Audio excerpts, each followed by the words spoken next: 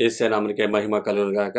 దేవుడు తన కార్యక్రమం చొప్పున మరొక సందేశం ద్వారా మీతో మాట్లాడటకు దేవుడిచ్చేటువంటి భాగ్యానికి ఆయనకి గంత మహిమ చెందును గాక.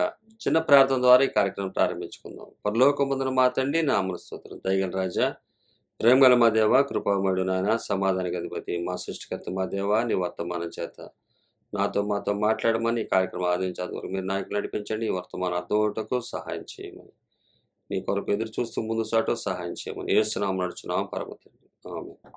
హల్లెలూయా, హల్లెలూయా. యేసు నామమునకు మహిమ కలుగును గాక. ఈరోజు అంశం ఏంటంటే, దేవుడు లేచాడు, ఏకాంగులను సంసారులుగా చేశాడు. దేవుడు లేచాడు, ఏకాంగులను సంసారులుగా చేశాడు. కీర్తన గ్రంథము 68వ అధ్యాయము, కీర్తన గ్రంథము 68వ అధ్యాయము 1 నుంచి ఉన్నటువంటి వచనాలు మనం ఈరోజు దేవుడు తన కనికరం చొప్పున మనతో మాట్లాడును గాక. ఈ 68వ కీర్తన రాయబడుతుంది క్రీస్తు పూర్వం 1000 సంవత్సరాలకి ముందు. అందుకని అక్కడ కీర్తనకారుడు ఏమంటాడంటే, దేవుడు లేచును గాక అంటాడు. అంటే మనందరం కూడా ఇప్పుడు మాట్లాడాల్సిన మాట అది కాదు. ఇప్పుడు మనం ఎక్కడ ఉన్నాం? 2026 సంవత్సరాల్లో ఉన్నాం. ఈ కీర్తనకారుడు క్రీస్తు పూర్వం యేసుక్రీస్తు వారికి 1000 సంవత్సరాల ముందు, అంటే యేసుక్రీస్తు వారి ఈ భూమి మీదకి ఇంకా రాలా. దేవుడు తన స్థానాన్ని విడిచి రాలేదు, అక్కడే ఉన్నాడు.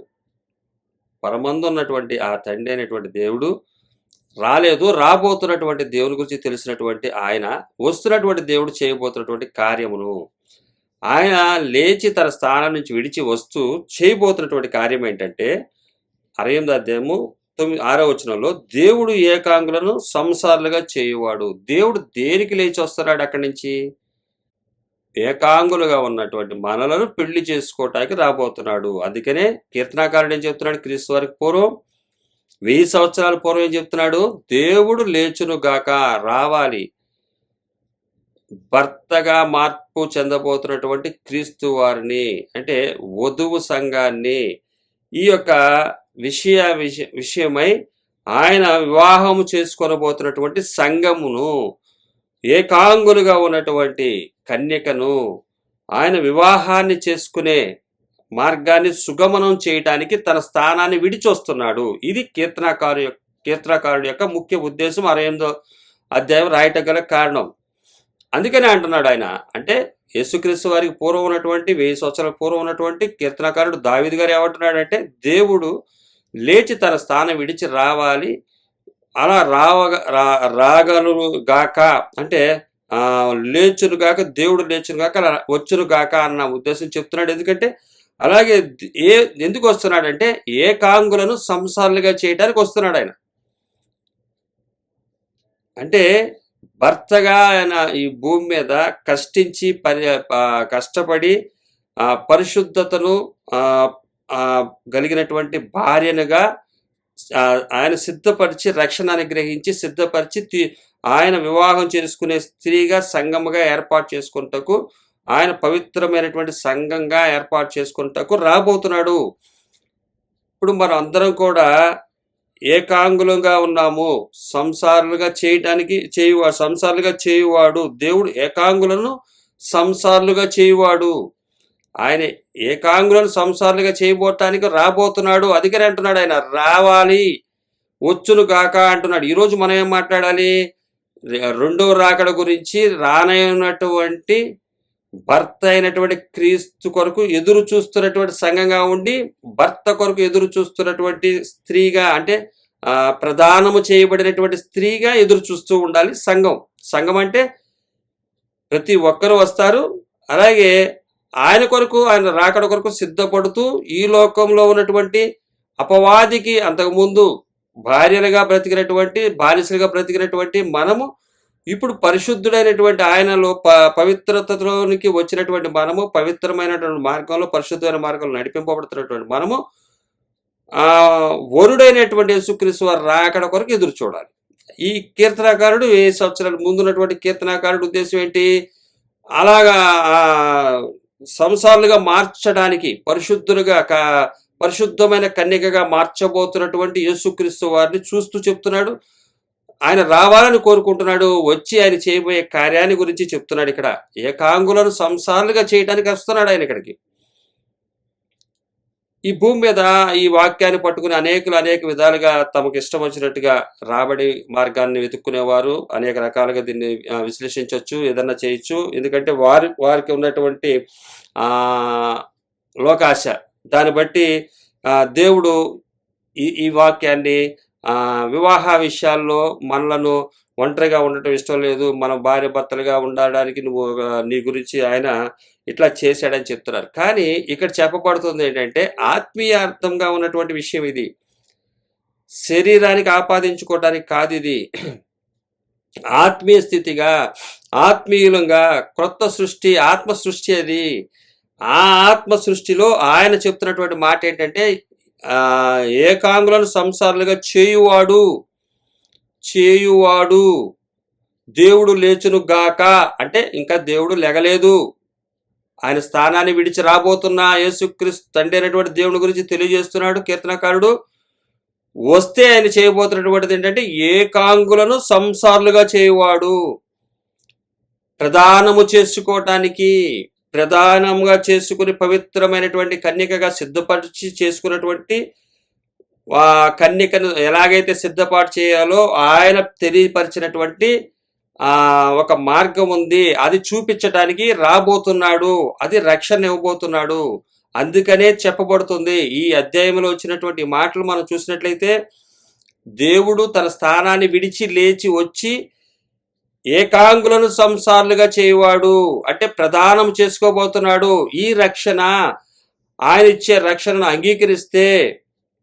అంగీకరించిన వారు పవిత్రపరచబడి ఆయన మార్గంలో ఆయన రాకడ కొరకు ఈ లోకంలో ఉన్నటువంటి ఏది కూడా సంపాదించుకోకుండా, ఈ లోకంలో ఉన్నటువంటి దురాశ అనే అపవాదికి చెరలో ఉండకుండా, ఒకవేళ బందీగా ఉండబడినటువంటి వారిగా ఉండొచ్చు, కానీ బందీ అంటే ఆయన రాకడ కొరకు ఎదురు చూస్తున్నటువంటి కన్యక ఎలా ఉంటుంది, వివాహము జరిగే వరకు ఎవరికి కనబడకుండా మరుగుగా ఉంటుంది.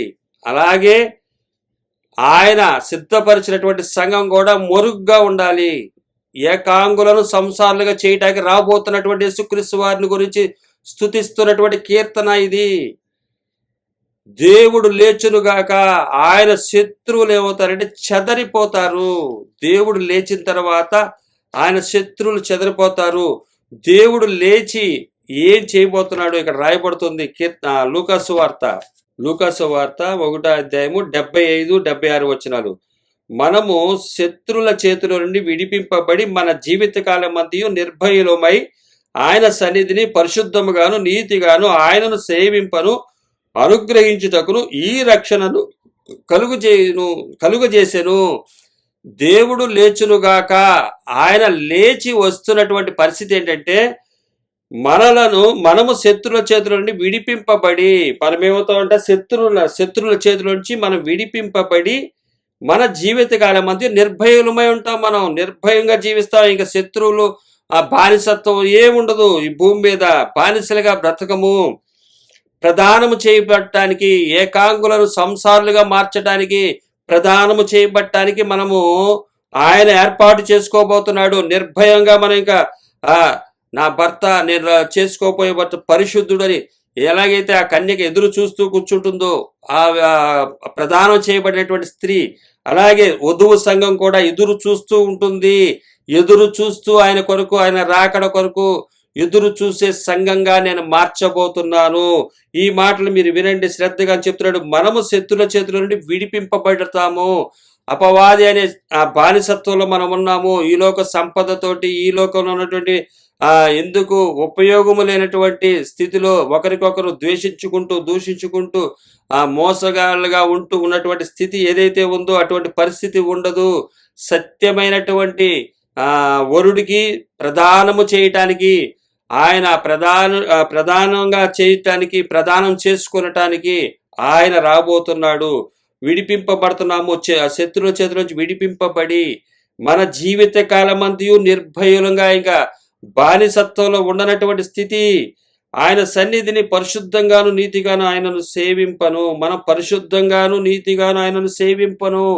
మనం పరిశుద్ధులం కాదు, కానీ మనం పరిశుద్ధంగా ఆయన సన్నిధిలో జీవించడానికి పరిశుద్ధమైనటువంటి జీవిత కాలమంతయు నిర్భయములుగా ఆయన సన్నిధిని పరిశుద్ధంగాను నీతిగాను ఆయనను సేవింపను. నీతిగాను అబ్రహాము దేవుడు నమ్మాను, అది అతనికి నీతిగా ఎంచబడెను. ఇప్పుడు క్రీస్తు వారిని మనము నమ్మితే అది నీతిగా ఎంచబడుతుంది. అలాగా ఆ నీతిలో సేవింపను, ఆ విధంగా నీతిగా సేవింపను, ఆయనను సేవింపను అనుగ్రహించుటకు ఈ రక్షణను కలుగజేసెను. మనకు అనుగ్రహించినటువంటి రక్షణ, దేవుడు తన స్థానాన్ని లేచి వచ్చి మనకు అనుగ్రహించిన రక్షణ ఎటువంటిదంటే పరిశుద్ధంగాను నీతిగాను సేవించుటకు, శత్రుల చేతుల నుంచి విడిపించబడినటువంటి మనము ఆయనను జీవితకాలం అంతా నిర్భయులుగా మన బ్రతుకుటకు, అలాగే ఆయన సన్నిధిని పరిశుద్ధంగా నీతిగాను ఆయనను సేవింపను. పరిశుద్ధంగా నీతిగా ఎలాగ మనం జీవించాలన్నది బైబిల్లో రాయబడి ఉంది. పరిశుద్ధమైనటువంటి కన్యకగా ఎలాగ మనం ఉండాలి అంటే లోకాన్ని అధికంగా సంపాదించుకోకూడదు, లోకంలో మితముగా ఉండాలి, లోకంతో స్నేహం చేయకూడదు. లోకంతో స్నేహం చేయటం అంటే లోకములో ఉన్నటువంటి దురాశలన్నీ నెరవేర్చుకుంటూ లోకముతోనూ దేవునితోనూ ఉండే విధంగా కాదు. శత్రువైనటువంటిది లోకము. ఈ లోకంతో స్నేహించటము, ఈ లోకంలో పదవులు, ఈ లోకంలో పెద్ద పెద్ద చర్చిలు కట్టుకుంటానని, అలాగే చర్చిలు పెద్ద నేనే పాస్టర్గా ఉంటానని, నేనే నాదే నా కుటుంబమే గొప్పగా ఉండాలని, ఈ విధమైనటువంటి స్థితిలో, అలాగే రాజకీయ నాయకులు ఏ విధమైనటువంటి కోరికలు కలిగి ఉంటారో అలాగే క్రీస్తులోకి వచ్చినటువంటి వారు కూడా ఇటువంటి కోరికలు కలిగి ఉండటమే అపవిత్రత. ఇటువంటి ఆలోచన కలిగి ఉండటమే అపవిత్రత. ఇక్కడ రాయబడుతుంది ఏంటంటే రక్షణ ఇవ్వటానికి ఆయన రాబోతున్నాడు. మనం పరిశుద్ధంగాను నీతిగాను ఆయనను సేవించాలి. పరిశుద్ధంగా నీతిగా సేవించాలంటే పరిశుద్ధమైనటువంటి జీవితం, నీతి జీవితం ఏం చెప్తుందంటే ఏమీ కూర్చుకోకండి, నాదంటూ ఏమీ లేదు అన్నట్టుగా ఉండాలి. కానీ అంతా నేనే, అంతా నాదే అని విత్ జీసస్, యేసుతో అని చెప్పి మనదే ఇదంతా నాదే, నేనే, మేమే అన్న స్థితిలోకి వెళ్ళకూడదు. అది పరిశుద్ధమైనటువంటి స్త్రీ సిద్ధపాటు కాదు. నీతి కొరకు నీతిగాను ఆయనను సేవింపను, అది నీతిగా సేవింపబడే స్థితి కాదు. ఇక్కడ ఆయన అనుగ్రహిస్తున్న రక్షణను కలుగజేస్తుంది ఏంటంటే పరిశుద్ధంగాను నీతిగాను ఆయనను సేవింపను. అందుకనే దేవుడు లేచి వస్తున్నాడు. ఆయన దేవుడు ఏకాంగులను సంసారులుగా చేయటానికి వస్తున్నాడు. ఇప్పుడు సంసారులుగా చేయటానికి వస్తున్నాడంటే ఆయన ఎవరైతే భర్త ఉన్నాడో సంఘానికి, ఆ క్రీస్తు వధువుని ఏం చేస్తున్నాడంటే వధువుని ఆయన ఇచ్చేస్తున్నాడు, ప్రదానం చేసుకుంటున్నాడు. కాబట్టి ఆయన మార్గం, ఆయన ఎలాంటి వాడో అట్లాంటి స్థితిలో కలిగి ఉండాలని పరిశుద్ధుడు. ఆయన నీతి మార్గాన్ని వచ్చాడు. ఆయన నీతి మార్గాన్ని మనకు చూపించి వచ్చాడు. సత్యధనాన్ని వదిలేవచ్చి అబద్ధ ధనాన్ని వదిలించి ముందుకు తీసుకెళ్ళటానికి, సిద్ధపాటు చేయటానికి ఆయన లేచి వచ్చాడు.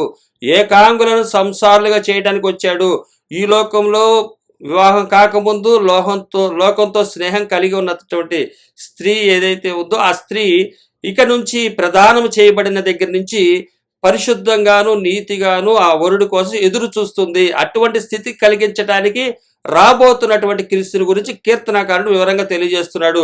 ఆ కీర్తనాకారుడు తెలియజేసినటువంటి స్థితే ఈ 68వ కీర్తనాకారుడు రాబోతున్నటువంటి దేవుని గురించి గొప్పగా చెప్తున్నాడు. అయ్యా, నీ స్థానం నుంచి లెగబోతున్నావా, నీ స్థానం నుంచి రాబోతున్నావా, రావటమే కాదు మేమెందుకు పనికిరానటువంటి మమ్ములను నువ్వేం చేస్తున్నావంటే వధువుగా స్వీకరించబోతున్నావా, వధువుగా స్వీకరించడానికి నువ్వు రాబోతున్నావా అని చెప్పి స్తుతిస్తున్నాడు, గణపరుస్తున్నాడు. అందుకని ఆయన దేవుడు లేచురుగాక అని కోరుకుంటున్నాడు. అయ్యా, నువ్వు ఎప్పుడు వస్తావు, ఎప్పుడు విడుదలిస్తావు. బందీ గృహంలో ఉన్నటువంటి వారు ఏ విధమైనటువంటి ఆదరణ కొరకు ఎదురు చూస్తారో అట్లాగే ఈ కీర్తనాకారుడు 68వ కీర్తనలో ఎదురు చూస్తున్నాడు.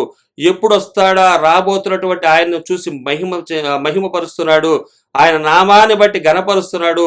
ఇక్కడ వీళ్ళకి భయంకరమైనటువంటి దేవుడుగా కనబడుతున్నటువంటి ఆయన తన్నుకు తాను తగ్గించుకుని ప్రజల మధ్యలోకి వచ్చి ఆయన ఏకాంగులను సంసారులుగా మార్చబోయే స్థితిని, అంటే ఆయన శిలువ మరణ పునరుద్ధానాలను, ఆయన చూపించబోతున్నటువంటి పరిశుద్ధతను, ఆయన చూపిస్తున్నటువంటి నీతి మార్గాన్ని, కల్పించబోతున్నటువంటి విశ్వాసాన్ని బట్టి ఈ కీర్తనాకారుడు అయ్యా నువ్వు తొందరగా రావాల్సిందే, నువ్వు రావాలని చెప్పి క్రీస్తు పూర్వం యేసుక్రీస్తు వారు మొదటిగా రాక మునుపు 1000 సంవత్సరాల ముందు కీర్తనాకారుడు చేస్తున్నటువంటి విన్నపము, ప్రార్థన తెలియజేస్తున్నటువంటిది అనమాట. దేవుడు లేచునుగాక. ఆయన లేచినప్పుడు ఏం జరుగుతుంది?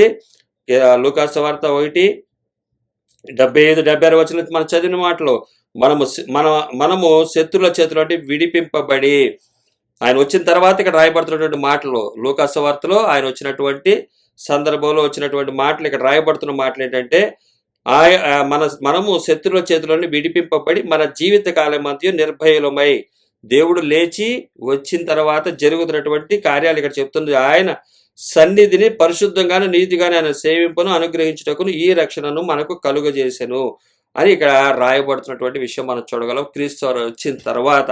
అందుకనే ఆ కీర్తనాకారుడు చెప్తున్నాడు, దేవుడు లేచునుగాక. తర్వాత ఆయన చెప్తున్నాడు, ఆయన శత్రువులు చెదిరిపోదురుగాక. దేవుడు లేచి వచ్చిన తర్వాత దేవుడు చేసే కార్యాలను బట్టి, ఆయన చూపినటువంటి దాన్ని బట్టి అంగీకరించినటువంటి శత్రువులు ఉంటారు. అంటే ఆయనను చూస్తే గొప్ప దేవుడు మన మధ్యకు వచ్చాడు, ఆశీర్వాదాలు ఇస్తాడు, దీవెనలు ఇస్తాడు, అయ్యి ఇస్తాడని చెప్పి ఆయన దగ్గర చేరిన వారు ఉన్నారు. కానీ ఆయన దగ్గరికి ఆయన రాకడలో వచ్చినప్పటికీ, ఆయన వచ్చిన తర్వాత ఆయన శత్రువులు చెదిరిపోదురుగాక. ఆయన శత్రువులు ఏమవుతారంటే చెదిరిపోతారు. ఆయన ద్వేషించేవారు ఆయన సన్నిధి నుండి పారిపోదురు. ఆయన రక్షణను అంగీకరిస్తే ఏకాంగులు సంసారాలుగా మార్చబడతారు. వధువు సంఘంగా ఉంటుంది. ఆయనను ద్వేషిస్తే చెదరగొట్టబడతారు. రెండవ రాకడలో జరగబోయే విషయాన్ని ఇక్కడ మనం చూడగలము. మొదటి రాకడ దేవుడు లేచునుగాక. తర్వాత రెండో రాకడ ఏంటంటే ఆయన శత్రువులు చెదిరిపోదురుగాక. ఆ రక్షణను అంగీకరించి పరిశుద్ధంగా నీతిగా ఆ మార్గంలో నడిచిన వారు, అనుగ్రహించబడినటువంటి ఆ మార్గాన్ని చూపించినటువంటి మార్గాన్ని అనుసరించిన వారు ఏమవుతారంటే రక్షించబడతారు. ఆయనను వ్యతిరేకించేవారు రెండో రాకడలో జరగబోయేది. ఇక్కడ మొదటి లైన్ ఏం చెప్తుందంటే దేవుడు లేచునుగాక, ఇది మొదటి రాకడ. రెండో రాకడగా వచ్చేసరికి ఆయన శత్రువులు చెదిరిపోదురుగాక, ఆయనను ద్వేషించేవారు ఆయన సన్నిధి నుండి పారిపోదురుగాక. ఆయన రెండో రాకడలో జరిగే విషయాలు ఇవి. పొగ చెదరగొట్టబడినట్లు నీవు వారిని చెదరగొట్టుము, అగ్నికి మైనము కరిగినట్లు భక్తిహీనులు దేవుని సన్నిధికి కరిగి నశించుదురుగాక. ఇవి రక్షణ అంగీకరించినటువంటి రక్షణ అంగీకరిస్తే సంసారులుగా మార్చబడి వధువుగా ఆ క్రీస్తుకి వధువుగా సిద్ధపడుతుంది. లేని పక్షంలో పొగ చెదరగొట్టబడినట్లు నీవు వారిని చెదరగొట్టుము, అగ్నికి మైనము కరిగినట్లు భక్తిహీనులు దేవుని సన్నిధికి కరిగి నశించుదురు గాక. అంటే రెండో రాకడలో ఇలాగ జరుగును గాక. అంటే రక్షణను నిర్లక్ష్యం చేస్తే, ఈరోజు క్రైస్తవుడు రక్షణ నిర్లక్ష్యం చేయకూడదు. ఆయన తన స్థానాన్ని విడిచి వచ్చాడు. ఆయన రాకడ వరకు ఎదురు చూస్తూ ఉండాలి. ఈరోజు మనము ఏకాంగులుగా ఉన్నటువంటి మనలను సంసారులుగా చేశాడు. ఏకాంగులుగా ఉన్నటువంటి ఒంటరిగా ఉన్నటువంటి మన పరిస్థితి. కానీ ఈరోజు వరుడుగా ఉన్నటువంటి క్రీస్తుకు ప్రదానం చేయబడినటువంటి సంఘము, స్త్రీ ఎదురు చూస్తూ ఉండాలి. అంటే ఇంతకుముందు మనం ఒంటరిగా ఉన్నప్పుడు మన ఇష్టం వచ్చినట్టుగా మనం జీవించాము. కానీ ప్రదానం చేయబడిన తర్వాత వరుడు కోసం ఎదురు చూసే ఒక స్త్రీ భూలోకంలో ఏ విధంగా ఎదురు చూస్తుందో అలాగే ఎదురు చూసే సంఘంగా ఉండాలి. మరలా ఇంకా టైం ఉంది కదా, వివాహానికి టైం ఉంది కదా అని మరి లోకంలో తిరగటానికి వీలు లేదు. అందుకనే లోకంతో స్నేహం దేవునితో వైరం అంటున్నాడు ఆయన. యాకోబు గారు రాస్తున్నాడు, లోకంతో స్నేహం చేసే స్థితి ఉండకూడదు. లోకంతో స్నేహం చేయటం అంటే స్నేహితులు లేకుండా, బంధువులు లేకుండా కాదు. లోకంతో స్నేహం చేయటం అంటే యేసుతో డబ్బు సంపాదించుకోవటం, యేసుతో జీవిస్తున్నామని చెప్పి యేసుక్రీస్తు వారిని అడ్డం పెట్టుకుని మరలా లోకంలోకి వెళ్ళిపోవటం కాదు, ఇంకో దుస్తులు వేసుకుని వెళ్ళిపోవటం కాదు. అది చెప్పబడుతుంది.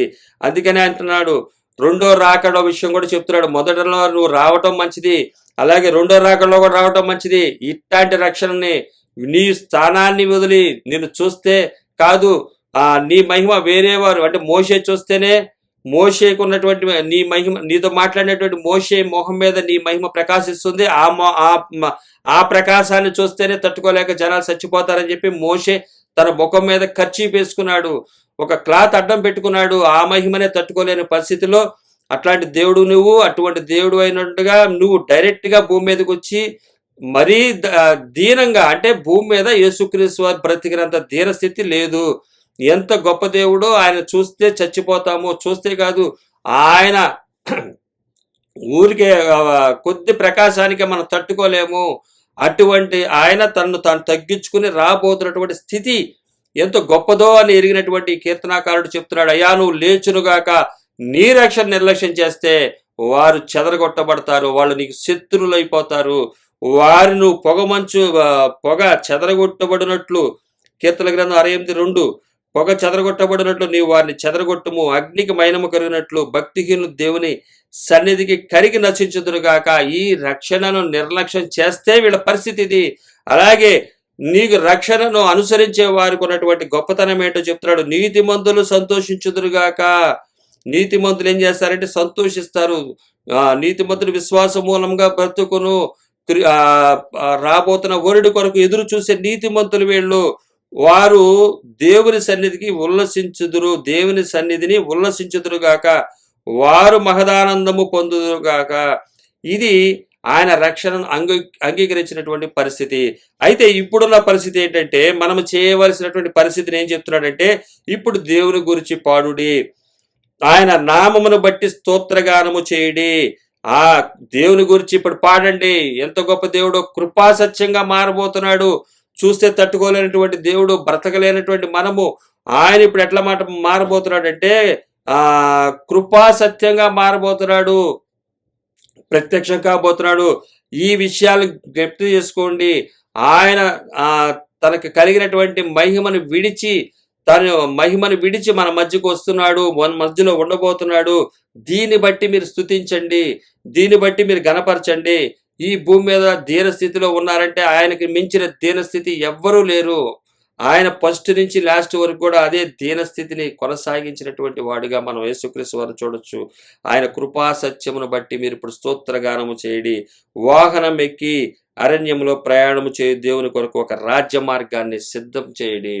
అరణ్యములో, ఇది అరణ్యము మార్గము అంటే అరణ్యములో ఏమి దొరకవు, కూర్చుకోటానికి ఉండదు, ప్రయాణము అటువంటిది, ప్రయాణాన్ని చూపించడానికి ఆయన రాబోతున్నాడు. అంటే వధువు ఏ విధమైనటువంటి సిద్ధపాటు కలిగి ఉండాలో తెలియజేస్తున్నటువంటి మార్గాన్ని, ప్రయాణాన్ని చూపించడానికి ఆయన రాబోతున్నాడు. వాహనం ఎక్కి అరణ్యములలో ప్రయాణం చేయు, రక్షణ అనే వాహనం అది. అరణ్యంలో ప్రయాణం చేయు, దేవుని కొరకు ఒక రాజమార్గమును చేయుడి. ఈ స్థుతులు బట్టి ఈ రాజమార్గాన్ని ఏర్పాటు చేయాలి. ఎట్లా రాజమార్గం అంటే, అయ్యా రాజమార్గం అంటే అది కృపాసత్యము అంటే ఈ భూమి మీద ఏ ఆస్తులు సంపాదించుకోకుండా జీవించడం రాజమార్గం. కానీ ఈరోజు చెప్తున్నటువంటి దుర్బోధకులు ఏంటంటే, ఈ లోకంలో విస్తారంగా సంపాదించుకున్నట్టే క్రీస్తు మార్గం అంటున్నారు. కాదు, రాజమార్గం అంటే ఏంటంటే ఈ లోకాన్ని, ఆస్తులను, భూములను, ఇళ్లను, సంఘాలు, చర్చిలను, పెద్ద పెద్ద వాటిని సంపాదించుకోవటం రాజమార్గం కాదు. రాజమార్గం అంటే వదిలి నడవటం రాజమార్గము. ఇది ఆయన ఈ భూమి మీద ఏమి తమ వరకు సిద్ధపాటు చేసుకోకుండా నిరీక్షిస్తున్నటువంటి నీతిమంతులది రాజమార్గము. ఆ రాజమార్గంలో కృపాసత్యంగా రాబోతున్నటువంటి ఆయనను గురించి మీరు ఏం చేయండి, స్తోత్రగానము చేయండి. ఆయనకు ఒక రాజమార్గాన్ని ఏర్పాటు చేయండి. ఇది రాజమార్గము, అయ్యా నీ రాజమార్గము. ఆ మార్గంలో రాబోతున్నావు, ఆ మార్గంలో నీ వధువును కూడా నడిపిస్తున్నావు. సమయం వచ్చినప్పుడు నీవు మహిమలోనికి తీసుకువెళ్ళటానికి, సిద్ధపాటు చేసుకోవటానికి, వధువు ఏ మార్గంలో నడవాలో, ఏ మార్గంలో నడిస్తే వరుని దగ్గరికి చేర్చబడుతుందో అన్న మార్గాన్ని చూపించడానికి ఆయన రాబోతున్నాడు. యెహోవా అను ఆయన నామమును బట్టి ఆయన సన్నిధిని ప్రహర్షించుడి. యెహోవాను ఆయన నామమును బట్టి ఆయన సన్నిధిని ప్రహర్షించుడి. తన పరిశుద్ధాలయమందు దేవుడు తండ్రి లేని వారికి తండ్రియు, తన పరిశుద్ధాలయమందున్నాడు దేవుడు. ఆయన తండ్రి లేని వారికి తండ్రియు, ఇశ్రాయేలు ప్రజలకు ఒక తండ్రిగా నడిపించిన ఆయన. అలాగే విధవరాండ్రకు న్యాయకర్తనై ఉన్నాడు.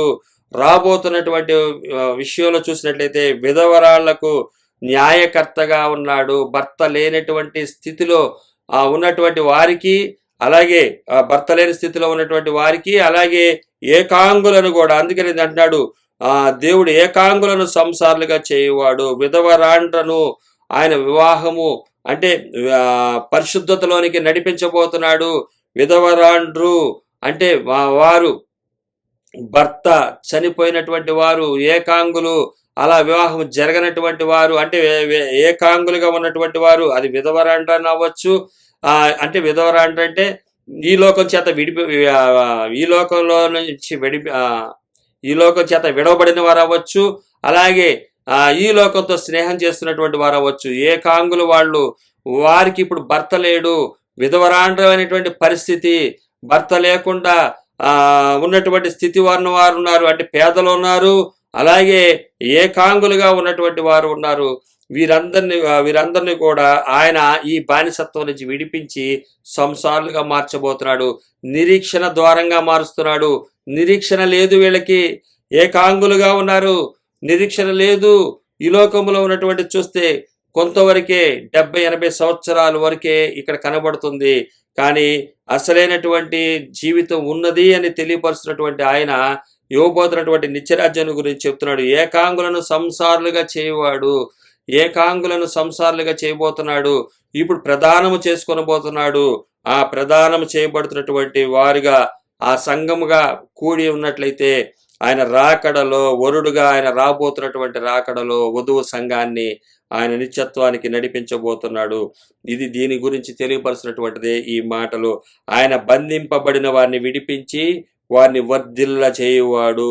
ఆయన బందీ గృహంలో ఉన్నటువంటి వారిని విడిపించి వారిని వర్ధిల్ల చేయువాడు. రాబోతున్నటువంటి వరుడు, వధువు ఏదైతే వధువు ప్రదానం చేయబడిందో ఆ వధువు బందీ గృహంలో ఉన్నట్టు ఉండాలి. ఈ లోక విషయంలో బందీ గృహంలో ఉన్నట్టు ఉండాలి. జైల్లో ఉన్నటువంటి వారు, ఖైదీలో ఉన్నటువంటి వారు ఆస్తులు సంపాదించరు, ఏ విషయాల్లో ఉండరు. ఈరోజు క్రైస్తవుడు అంటే బందీ గృహంలో ఉన్నవారే, జైల్లో ఉన్నట్టు ఉండాలి, బంధింపబడినటువంటి వారిగా ఉండాలి. బంధించబడకుండా ఉన్నట్లయితే, బంధింపబడకుండా బయట తిరుగుతున్నట్లయితే సమస్తము సమకూర్చుకుంటారు. అలాగే ప్రదానము చేయబడిన వారు రక్షణ నిర్లక్ష్యం చేసిన వారు అవుతారు. కాబట్టి ఆయన ఏమంటున్నాడంటే బంధింపబడిన వారిని విడిపించి వారిని వర్ధిల్ల చేయువాడు. బందీ గృహంలో ఉన్నటువంటి వారిని విడిపించి వారిని వర్ధిల్ల చేయువాడు. ఆయన రెండవ రాకడలో ఆయన ఏం చేస్తాడంటే విడిపిస్తాడు. రెండవ రాకడలో విడిపిస్తాడు. ఇక్కడ మనం చూసాము లూకా సువార్తలో ఆయన రాయబడుతుంది ఏంటంటే శత్రువుల చేతిలో నుంచి మనం ఏం చేస్తున్నాడు ఆయన. 1వ అధ్యాయము 75వ వచనం, మనము శత్రువుల చేతిలో నుండి విడిపింపబడి, శత్రువుల చేతిలో నుంచి విడిపింపబడి మన జీవితకాలం అంతా నిర్భయులమై ఆయన సన్నిధిని పరిశుద్ధంగాను నీతిగాను ఆయనను సేవింపను అనుగ్రహించుటకు ఈ రక్షణను కలిగజేశాడు. ఈ రక్షణలోనికి వచ్చినటువంటి వారు బంధింపబడిన వారిని విడిపించి వారిని వర్ధిల్ల చేయును. అయితే ఈ రక్షణలో వచ్చినటువంటి వారు బంధింపబడినట్టుంటారు. ఏంటి, మీరు లోకంలో ఏం సంపాదించుకోవట్లేదు, ఏం చేయట్లేదు, ఎందుకని వచ్చిన వాటిని అంగీకరించట్లేదు, సమకూర్చుకోవట్లేదు. ఎందుకనంటే ఉన్నదాన్ని ఎందుకని ఇతరులకు షేర్ చేస్తున్నారు. వాళ్ళకిస్తే వీళ్ళకిస్తే తరిగిపోద్ది కదా, ఎంతైనా పోతుంది కదా. ఇలాంటి పరిస్థితుల్లో మీరు ఎలాగంటే పరలోక ప్రయాణంలో ఉన్నటువంటి వారు, పరలోక విషయమై నిరీక్షిస్తున్నటువంటి వారు ఎట్లా ఉంటారు, ఏదైనా ప్రయాణం చేస్తున్నప్పుడు ఎట్లా ఉంటారు, లగేజ్ తక్కువగా ఉంటుంది, తక్కువ లగేజ్ తోటి వారు ఉంటారు. అలాగే ఇట్లా బంధింపబడినటువంటి స్థితి కూడా అంతే, బంధింపబడినటువంటి వారిగా ఉంటారు. అంతేగాని మొత్తం భూలోకాన్ని సంపాదించుకున్నాను యేసుక్రీస్తు అన్న వారిగా ఉండరు. అలా ఉన్నటువంటి వారిని విడిపించాల్సిన అవసరం లేదు. దేవుని కొరకు వధువుగా ఉన్నటువంటి పడినటువంటి స్త్రీ ఏం చేస్తుంది, వధువు సంఘం సిద్ధపడుతున్నటువంటి స్థితి ఏంటంటే పరిశుద్ధంగా ఉండాలంటే ఈ లోకంలో ఉన్నటువంటి అబద్ధధనాన్ని విస్తారంగా సంపాదించుకోకూడదు, మితముగా ఉండాలి.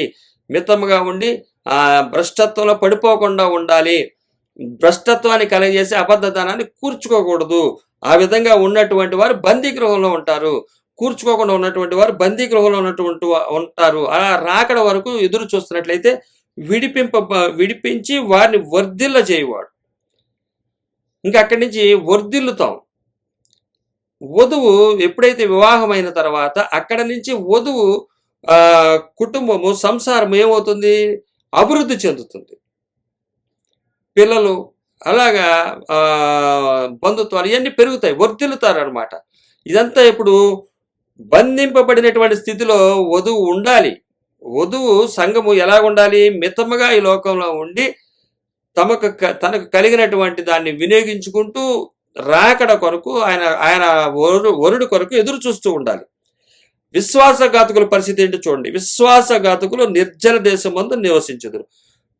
ఈ విధంగా ఇక్కడ రాయబడుతున్నటువంటి వధువు ఏదైతే ఏకాంగులు సంసారాలుగా చేయబడుతున్నారో బంధింపబడిన వారిని విడిపించి వారిని వర్ధిల్ల చేస్తాడు ఆయన. అయితే విశ్వాసఘాతకుల పరిస్థితి ఏంటంటే నిర్జల దేశమందు వారు నివసించుతారు. నిర్జల దేశము ఏముండదు. ఇప్పుడు బందీగృహంలో ఉన్నవారు, అరణ్యంలో ఉన్నవారు, ఎడారిలో ఉన్నవారుగా మనం బ్రతుకుతాము. వధువు ఉంటుంది, వధువు వరుడు కొరకు. అలా ఉండటం చేత ఆయన వచ్చి బంధింపబడిన వారిని విడిపించి వారిని వర్ధిల్ల చేస్తాడు. కానీ విశ్వాసఘాతకులు విస్తారమైనటువంటి దాన్ని సంపాదించుకున్న వారు నిర్జల దేశం ముందు నివసించారు. ఇప్పుడు వారి ఎడారిలోకి వెళ్ళిపోతారు. వారికి పళ్ళు కొరుక్కునుట ఇదే అని చెప్పి రాయబడుతుంది. నరకంలో వేయబడతారు. వారికి నిర్జల దేశమందు నివసిస్తారు. రక్షణను నిర్లక్ష్యం చేస్తే, కాలక్షేపం చేస్తే, సరదాగా గడిపేస్తే, పరిశుద్ధత అంటే ఏంటో తెలుసుకోకుండా, పరిశుద్ధమైనటువంటి జీవితం అంటే ఏంటో తెలుసుకోకుండా, పరిశుద్ధమైనటువంటి ఆయన దేవుణ్ణి వెంబడించకుండా, ఆయన చూపినటువంటి నిరీక్షణ మార్గాన్ని, నీతి మార్గాన్ని అందులో ప్రవేశించకుండా, రక్షణను సద్వినియోగం చేసుకోకుండా, ఏకాంగులను సంసారాలుగా మార్చడానికి ఆయన పడినటువంటి శ్రమను మర్చిపోయినట్లయితే, కృపాసత్యంగా ఆయన తన శ్రమను అనుభవించి చూపించినటువంటి స్థితిని మర్చిపోతే ఏం జరుగుతుందో, నిర్జల దేశమందు ఈ యొక్క రక్షణ నిర్లక్ష్యం చేసేవాళ్ళ పరిస్థితి ఏంటంటే నిర్జల దేశమందు నివసిస్తారు. ఇక్కడ బాగా విశాలంగా ఉంది, విస్తారంగా సంపాదించుకున్నారు, ప్రతీది అడుగుతున్నారు, ప్రతీది పొందేసుకుంటున్నాం అనుకుంటున్నారు, ప్రతీది తీసేసుకుంటున్నారు, ప్రతీది వాడేసుకుంటున్నారు. ఇలాగ చూసారా, ఇదే ఆశీర్వాదాలు అని చెప్పి అది లోకానికి చూపిస్తున్నారు. కానీ అటువంటిది కాదు. వధువు అన్నటువంటిది, వధువు సంఘం సిద్ధపడాల్సినటువంటి పరిస్థితి ఏకాంగులను సంసారాలుగా చేసినప్పుడు, వధువుగా ఉన్నప్పుడు ఆయన బంధింపబడిన వారిగా ఒక బందీ గృహంలో ఉన్నట్టుగా, మనకి లోకంతో సంబంధం లేని వారిగా ఉన్నట్టుగా ఉంటారు. ఉంటేనే వర్ధిల్ల చేస్తాడు. విశ్వాసఘాతకులను నిర్జల దేశంలో ఉంటారు. ఈరోజు హ్యాపీయే, సంతోషమే, ఆనందమే అని విచ్చలవిడిగా తిరుగుతున్నారు. బందీలుగా మీరు బంధించబడుతున్నారు, బంధింపబడుతున్నారు అని చెప్పి తెలియపరుస్తుంది వాక్యం. అలాగే విశ్వాసఘాతకులకి నిర్జల దేశం ఉంది అని చెప్తుంది ఇక్కడ కీర్తనాకారుడు. క్రీస్తు పూర్వం 1000 సంవత్సరాల ముందు రాయబడుతున్నటువంటి మాట చూస్తున్నాడు ఆయన. రెండవ రాకడలో విడుదల ఉంటుంది, బంధింపబడిన వారికి ఆయన వర్ధిల్ల చేస్తాడు. అలాగే విశ్వాసఘాతకులు నిర్జల దేశంలో నివసిస్తారు అది కూడా చెప్తున్నాడు ఆయన. 7వ వచనం, దేవా నీవు నీ ప్రజల ముందర బయలుదేరినప్పుడు, అరణ్యంలో నీవు ప్రయాణం చేసినప్పుడు, దేవా నీవు నీ ప్రజల ముందర బయలుదేరినప్పుడు. ఇప్పుడు క్రీస్తు వారు కృపా సత్యముగా ఏదైతే తన మార్గాన్ని చూపించాడో, నీతి మార్గాన్ని చూపించాడో, మన రక్షింపబడే మార్గాన్ని చూపించాడో, ఆ మార్గాలకు ముందు ఆయన వెళుతున్నాడు. శిరస్సు అయినటువంటి ఆయన దేహాన్ని కూడా రమ్మంటున్నాడు, దేహాన్ని కూడా వెంబడించమంటున్నాడు. ఆ వధువు అయినటువంటి ఆ సంఘాన్ని కూడా అదే మార్గంలో నడవమంటున్నాడు. వరుడు నడిచి చూపిస్తున్నాడు, ఆయన నడవకుండా చేయట్లేదు. ఇంత ప్రాక్టికల్గా తన స్థానాన్ని దేవుడు లేచి తన స్థానాన్ని విడిచి వచ్చి చూపిస్తున్నటువంటి పరిస్థితి రాబోయే రోజుల్లో ఆ రక్షణను చూపిస్తున్నటువంటి ఆయన్ని చెప్తున్నాడు. చూసినట్లయితే అరణ్యంలో నీ ప్రజల ముందర బయలుదేరినప్పుడు, అరణ్యంలో నీవు ప్రయాణము చేసినప్పుడు. సేలా ఇక్కడ ఆలోచించాలి మనం. ఏంటంటే ఆయన ఆ స్థానాన్ని వదిలి, మహిమ స్థానాన్ని వదిలి ప్రజలకు ముందు బయలుదేరినప్పుడు, అరణ్యంలో ప్రయాణం చేస్తున్నప్పుడు భూమి పరిస్థితి చూడండి. భూమి ఒడికిపోవచ్చును. 7వ వచనం, 8వ వచనం, భూమి వణకెను. అంటే చూస్తున్నాడు ఆయన మన ముందర నడుచున్నప్పుడు, అంటే ఆయన భూమి మీద నడుస్తున్నప్పుడు భూమి వణికెను, భూమి కంపించిపోయింది. పరిశుద్ధుణ్ణి అది ఏం చేయాలో పరిస్థితి, దాని పరిస్థితి, ఆయన సృష్టికర్త, ఆయన తగ్గింపు స్థితి చూసినప్పుడు భూమి వణికెను. దేవుని సన్నిధిని అంతరిక్షము దిగజారెను. దేవుని సన్నిధి అంతరిక్షం కూడా దిగజారిపోయింది. అంతరిక్షం అంటే పైన ఉంటుంది, ఆయన కిందకి ఎంత తగ్గించుకుని ఆయనకి పైన ఆ అంతరిక్షానికి పైన ఉండేవాడు భూమి మీద రావడం చూసి అంతరిక్షం ఏమవుతుందంట, దిగజారిపోయిందంట, కృంగిపోయిందంట. ఆయన మనకి మార్గాన్ని సిద్ధపరుస్తున్నప్పుడు, శిలువ మరణ పునరుద్ధానాల్ని ఈ భూమి మీద చేస్తున్నప్పుడు, ఆయన దూషించబడుతున్నప్పుడు, ద్వేషించబడుతున్నప్పుడు భూమి వణికిపోయింది. ఆయన సన్నిధిని అంతరిక్షం దిగజారెను. ఇశ్రాయేలు దేవుడు దేవుడగు దేవుని సన్నిధిని ఆవలి సీనాయి కంపించెను. ఇశ్రాయేలు దేవుడగు దేవుని సన్నిధిని ఆవలి సీనాయి కంపించెను. సీనాయి పర్వతం కూడా కంపించింది. దేవా, నీ స్వాస్యం మీద నీ వర్షము సమృద్ధిగా కురిపించితివి. ఆయన స్వాస్యాన్ని ఈ భూమి మీద సమృద్ధిగా వర్షం కురిపించినట్టుగా కురిపించాడు. అలాగే అది అలసి ఉండగా నీవు దాన్ని బలపరిచితివి. భూమి అలసి ఉంది, దాన్ని బలపరిచాడు. భూమి అలసిపోయింది, అంతరిక్షం అలసిపోయింది, కానీ వాటికి ఒక జీవాన్ని ఆయన జీవాధిపతి చేసిన దానికి వీటిలో లేని జీవం వాటికి కూడా రావటం జరిగింది.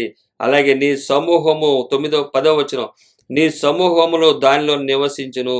దేవా, నీ అనుగ్రహము చేత దీనులకు సదుపాయము కలుగజేసితివి. ఆయన అనుగ్రహం చేత, ఆయన రక్షణ చేత దీనులకు సదుపాయము కలుగజేసితివి. ఆత్మ విషయమై దీనులైన వారు ధన్యులు, పరలోక రాజ్యం వారిది. దీనులైన వారికి వసతి ఉంది. ఇప్పుడు అదే ఆయన రాకడలో ఆయన వివాహము చేసుకున్నటువంటి సంఘాన్ని తీసుకుని వధువు సంఘానికి ఆయన నివాస గృహం ఈ భూమి మీద లేకపోయినప్పటికీ ఆయన వసతి కలగజేశాడు. పరలోకము విషయమే, ఆత్మ విషయమే దీనులైనటువంటి వారు, ఆస్తులను వదులుకున్నటువంటి వారికి, వసతులు లేని వారికి సదుపాయము వసతిని కలుగజేసితివి, సదుపాయములు కలుగజేసితివి. ప్రభువు మాట సెలవిచ్చిచున్నాడు, ప్రభువు మాట చెబుతున్నాడు. దానిని ప్రకటించు స్త్రీలు గొప్ప సైన్యముగా ఉన్నారు. హల్లెలూయా. ఈ విషయాన్ని ప్రకటించే స్త్రీలు గొప్ప సైన్యముగా ఉన్నారు. గొప్ప సైన్యంగా ఉన్నారు అంటే బలవంతులైనటువంటి సైన్యంగా ఉంది. ఈ సైన్యమును ఎవ్వరు కూడా ఏమి చేయలేరు. అంటే సంపాదించుకున్న వాడిని ఏమి చేయలేరు అంటది భూలోకం, కానీ ఏమి సంపాదించుకోలేని వాడిని ఏమీ చేయలేదు. ఇది ప్రకటించండి. ఈ స్త్రీ సంఘము, ఈ స్త్రీ ఏం చేయాలంటే, ఈ స్త్రీలు గొప్ప సైన్యంగా ఉన్నారు. సత్యమును ప్రకటించేవారు కొద్ది మంది ఉండొచ్చు, ఏకాంగులు కొద్ది మంది ఉండొచ్చు, విధవరాలు కొద్ది మంది ఉండొచ్చు, కానీ వీరు గొప్ప సైన్యముగా ఉన్నారు. వీరు ఈ సంఘము గొప్ప సైన్యము. ఒంటరి అయిన వాడు 1000 మందిని తరుమును. అలాగే ఈ ప్రభు మాట సెలవిచ్చుచున్నాడు, దాన్ని ప్రకటించే స్త్రీలు గొప్ప సైన్యముగా ఉన్నారు. వాళ్ళు ఈ స్త్రీ ఏదైతే దీనురాలుగా మార్చబడి వరుని కొరకు ప్రదానము చేయబడినటువంటి తన ప్రధానత్వాన్ని, పరిశుద్ధతను కాపాడుకుంటూ ఉన్నటువంటి స్త్రీ, భూమి మీద ఏమి సంపాదించుకోనటువంటి స్త్రీ, అదే సంఘము. సంఘం అంటే పురుషులేంటి, స్త్రీలేంటి అందరూ వస్తారు. ఎదురు చూస్తున్నటువంటి స్త్రీ అంటే సంఘము. గొప్ప సైన్యముగా ఉంది. ఇది గొప్ప సైన్యముగా ఉంది, కానీ లోకంలో ఎవ్వరికి కనబడదు. గొప్ప సైన్యముగా ఉన్నట్టు దీనురాలుగా ఉంటుంది, పేదరాలుగా ఉంటుంది, బందీ గృహంలో బంధించబడి ఉంటుంది, ఏ ఆస్తులు ఉండవు. అటువంటిది, అటువంటి స్త్రీ, అటువంటి సంఘము, అటువంటి ప్రచారము, అటువంటి ప్రకటనలు చేస్తున్నటువంటి స్త్రీ లోకంలో గొప్పగా కనిపించకపోవచ్చు, కానీ చెప్తున్నటువంటి మాట 12వ వచనం, సేనల రాజులు పారిపోయేదరు. హల్లెలూయా. ఈ స్త్రీ లోకాన్ని దగ్గర సంపాదించుకోలేనటువంటి స్త్రీ దగ్గర నుంచి ఈ సేనల రాజులు, ఈ భూమి మీద సేన అంటే దెయ్యం పుట్టిన వారి విషయం మనం చూస్తాము. ఈ సేనాకి దెయ్యాలకి రాజులు పారిపోతారు. ఆ యొక్క స్త్రీ గొప్ప సైన్యముగా ప్రభు మాటను అనుసరించి దీనురాలుగా ఉన్నటువంటి సంఘము, లోకాన్ని సంపాదించినటువంటి సంఘము, దీనురాలైనటువంటి సంఘమును చూసి సేనల రాజులు పారిపోయేదరు. మీరు కనబడతారా? కనబడరు. మనం పోరాడునది శరీరులతో కాదు, అంధకార దురాత్మ చీకటి శక్తులతో. మనం చేసే భక్తి విషయమై మన అంతరంగంలో జరుగుతున్నటువంటిది పైకి ఎక్కడ కనబడదు. జనాల్లో ఎక్కడ యుద్ధంలో ఉండము, ఏ యొక్క పార్టిసిపేట్ చేయం, ఏ పోటీల్లో ఉండం మనం లోక విషయంలో. కానీ అంతరంగంలో ఉన్నటువంటి సిద్ధపాటు, పరిశుద్ధతను, నీతిని, భక్తిని, ఏ విధమైనటువంటి విషయాన్ని కాపాడుకుంటూ జీవిస్తున్నామో దానికి భయపడుతుంది. సేనల రాజులు పారిపోతారు, దగ్గరికి దరిదాపులో కూడా రారు. కాబట్టి ప్రకటించాలి. స్త్రీ గొప్ప సైన్యంగా ఉంటుంది, కానీ లోకంలో బాగా జనాన్ని సంపాదించి డబ్బులు సంపాదించి కనబడుతుందని అనుకుంటారు. చెబితే అదే విధమైనటువంటి విషయాలు చెబుతారు. కాదు, ఈ స్త్రీ ఆంతరంగికమైనటువంటి విషయంలో జరిగించినటువంటి కార్యాల్లో మన ద్వారా ఆ పరిశుద్ధతను కాపాడుకుంటుండగా కాపాడుతున్నటువంటి ఆయన, నీతిమంతులుగా ఉంచుతూ నిరీక్షణలో మార్గంలో నడిపిస్తున్నటువంటి ఆయన, పరిశుద్ధాత్మ సహాయంతో నడిపింపబడుతున్న మన చేత సేనల రాజులు పారిపోతున్నారు. వాళ్ళు పారిపోతూ ఉన్నారు. ఎంతైతే మనం అబద్ధధనాన్ని వదిలేస్తామో, విచ్చలవిడిగా సంపాదించడం మానేస్తామో, సేనల రాజులు పరిగెడతారు. పరిశుద్ధమైనటువంటి కన్యక, లోకాన్ని ముట్టనటువంటి కన్యకగా ఎదురు చూస్తున్నటువంటి వరుడు కోసం ఎదురు చూస్తున్నటువంటి కన్యకగా సిద్ధపడుతున్నప్పుడు లోకంలో ఉన్నటువంటి ఈ సేనలు, అధిపతులు అందరూ కూడా పరిగెడుతుంటారు. కానీ ఎవరికి కనబడదు. అది దేవునికి మనకి మధ్యలో ఉన్నటువంటి విషయంగా కనబడుతుంది. మన అంతరంగాన్ని, హృదయాన్ని పరిశీలించే దేవుణ్ణి మనం మహిమ తెస్తున్న వారుగా ఉంటాం. లోకంలో గట్టిగా అరిస్తే మహిమ తెచ్చినట్టు కాదు, గట్టిగా పాటలు పాడితే కాదు, గట్టిగా 100 సార్లు యేసయ్యా అంటే కాదు. మహిమ తెచ్చేవాడు మౌనంగా ఉంటాడు. లోకాల్లో బందీగృహంలో బంధించబడిన వాడుగా ఉంటాడు. లోకాన్ని అధికంగా సంపాదించుకోడు, లోకాన్ని అధికంగా దాచుకోడు, లోకంలో అధికంగా పెరిగిపోడు. మెరుగైనటువంటి జీవితాన్ని జీవిస్తాడు. ప్రభుత్వాలతో సంబంధం ఉండదు, గవర్నమెంట్స్తో సంబంధం ఉండదు, దేవునితోనే సంబంధాన్ని కలిగి ఉంటాడు. దేవునితోనే ఆయన మహిమ తీసుకొచ్చేవాడుగా ఉంటాడు. ఈ మహిమ తీసుకొస్తున్నప్పుడు ఆ సేనల రాజులు పారిపోయేదరు, దెబ్బగా పారిపోతారని, ఈ పారిపోవటం చేత మహిమ ఆయనకి మనం తీసుకొచ్చిన వారుగా ఉంటాము. ఆయన ఏకాంగులను సంసారాలుగా మార్చినప్పుడు, ఏకాంగులు సంసారాలు అయినటువంటి వారు పరిశుద్ధతను కాపాడుకోవాలి. ఆ సంసారాలుగా చేయబడ్డ వారుగా ఇప్పుడు వరుడికి ప్రదానం చేయబడినటువంటి స్త్రీ వలె పరిశుద్ధమైనటువంటి జీవితాన్ని, నీతి జీవితాన్ని కలిగి ఉండాలి. అదే అబద్ధధనాన్ని ఈ లోక విస్తారంగా సంపాదించుకోకుండా ఉండటమే పరిశుద్ధత. అలాగే నీతి మార్గాన్ని వెళ్ళట, ఆయన ఇవ్వబోతున్నటువంటి స్వాస్థ్యము కొరకు చూడటానికి, స్వాస్థ్యము వర్షం వల్లే భూమి మీద కుమ్మరించాడు. వర్షం వల్లే కుమ్మరించాడంటే అంత పెద్ద స్వాస్థ్యమో చూడండి. వర్ష చినుకులు మీరు ఎన్నైనా లెక్క పెట్టగలరు. అంత సమృద్ధిగా ఉంది స్వాస్థ్యం అన్నది ఆయన వధువుకి తెలియజేశాడు. వధువు ఈ లోకంలో చూస్తే ఆయన గోటి కింద ఏది పనికిరాదు అన్న ఉద్దేశం కలిగి వరుడు యొక్క సత్య సంపద కొరకు ఎదురు చూస్తుంది సంఘము. అటువంటి సంఘానికి ముందు అది పెద్ద, ఆ సంఘము గొప్ప సైన్యముగా ఉంటుంది. అలాగే సేనల రాజులు పారిపోయేదరు. అలాగే ఇంట నిల్చున్నది దోపుడు సొమ్ము పంచుకొనును. బందీ గృహంలో ఉన్నది దోపుడు సొమ్మును పంచుకొనును. దోపుడు సొమ్ము మనం ఎలా చూస్తాము? ఎవరో దొంగతనం చేశారు, కానీ ఆ దొంగతనం చేసిన దానికి వారు తింటాకి లేదు, అది అలా ఉండిపోయింది. ఆ దోపుడు సొమ్ము బోల్డ్ సొమ్ము అయింది. ఆ దోపుడు సొమ్మును పంచుకుంటారు వాళ్ళు. ఇంట నిలుచున్నది, ఇంట నిలవాలి మనము. అందుకనే హెబ్రీయులకు రాసిన పత్రిక 3వ అధ్యాయము 6వ వచనం. హెబ్రీయులకు రాసిన పత్రిక 3వ అధ్యాయం 6వ వచనం. అయితే క్రీస్తు కుమారుడై ఉండి ఆయన ఇంటి మీద నమ్మకంగా ఉన్నాడు. ధైర్యమును, నిరీక్షణ వలన ఉత్సాహమును తుదమట్టుకు స్థిరంగా చేయబట్టిన యెడల మనమే ఆయన ఇల్లుగా ఈ లోకంలో మనం బ్రతికినట్లయితే, ఆయన మనలో నివసించేవాడిగా ఉండాలంటే మన దగ్గర ఏ విధమైనటువంటి సంపద ఉండకూడదు. హెబ్రీయులకు రాసిన పత్రిక 13వ అధ్యాయం 5వ వచనం. ధనాపేక్ష లేని వారే మీకు కలిగిన వాటితో తృప్తి పొంది ఉండుడి. నిన్ను ఏమాత్రము విడువను, నిన్ను ఎన్నడును ఎడబాయను. ఆయనే చెప్పాను కదా, ధనాపేక్ష లేకుండా ఉంటే నేను మీతో పాటు ఉంటాను, ఎంత మాత్రం విడువను, మీతో పాటు ఉంటాను అంటున్నాడు ఆయన. అట్లా ఉండటం చేత ఈ స్త్రీ ఇంట నిలిచి ఉన్నది అని అర్థం. ఇంట నిలిచి ఉన్న స్త్రీ, ఇంట నిలిచి ఉండటం అంటే అనేకులు బయటికి వెళ్ళిపోతున్నారు, సంపాదించుకుంటున్నారు, దాచుకుంటున్నారు, ఇన్సూరెన్స్లు చేసుకుంటున్నారు, బిల్డింగ్లు కట్టుకుంటున్నారు, ఇళ్ళు కొంటున్నారు, ఆ పొలాలు కొంటున్నారు, చాలా బంగారాన్ని కొనుక్కుంటున్నారు, లేకపోతే ఇంకా డబ్బును దాచుకుంటున్నారు, భూముల్లో పెడుతున్నారు, అన్ని చేస్తున్నారు. ఇంట ఉన్నదానికి ఎలా అనిపిస్తుంది? ఇదేంటి నాకేమి లేదనిపిస్తుంది. కానీ ఇంట నిలుచున్నది దోపుడు సొమ్ము పంచుకుంటుంది. నువ్వు ఇంటి నిలబడు, నీకు దోపుడు సొమ్ము. ఈ లోకంలో దోపుడు సొమ్ముకి ఎంత వాల్యూ ఉందో అంటే, వారు సంపాదించుకుని దోపుడు సొమ్ము చూసి వారు ఎలాగలా సంపాదించాలి, సంపాదన అంటే ఎలాగలా సంపాదించాలి అన్న స్థితిలో ఉన్న వారిని చూస్తే దోపుడు సొమ్ము ఎంత వస్తే అంత వాళ్ళకి ఆనందం. అలాగే ఇంటనున్నది దోపుడు సొమ్ము పంచుకుంటుంది. అంటే దోపుడు సొమ్ము పంచుకున్నటువంటి లోకంలో ఉన్నటువంటి సంతోషం కన్నా అధికమైనటువంటిది. అంటే అనేకమైనటువంటి సంపద, అది చాలా పెద్ద సంపదని సమకూర్చుకుంటుంది ఇంటనుండది. ఈరోజు భూమి మీద ఉన్నప్పుడు మనము ఇంటనుండాలి. ఇంటనున్నప్పుడు బందీ గృహంలో ఉంటాము. బందీ గృహంలో ఉన్నప్పుడు నెత్తి మీద ఎక్కుతారు మన మీద అంటే అంటాడు కదా కీర్తనాకారుడు. కీర్తన గ్రంథము చూసినట్లయితే మనకి అక్కడ రాయబడుతుంది 66 అధ్యాయము 11వ వచనం.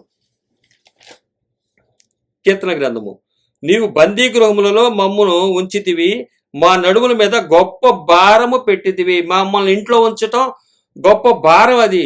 అయితే నరులు మా నెత్తి మీద ఎక్కినట్లు చేసితివి, మేము నిప్పులలోను నీళ్లలోను పడితిమి, అయినను నీవు సమృద్ధి గల చోటికి మమ్మును రప్పించి ఉన్నావు.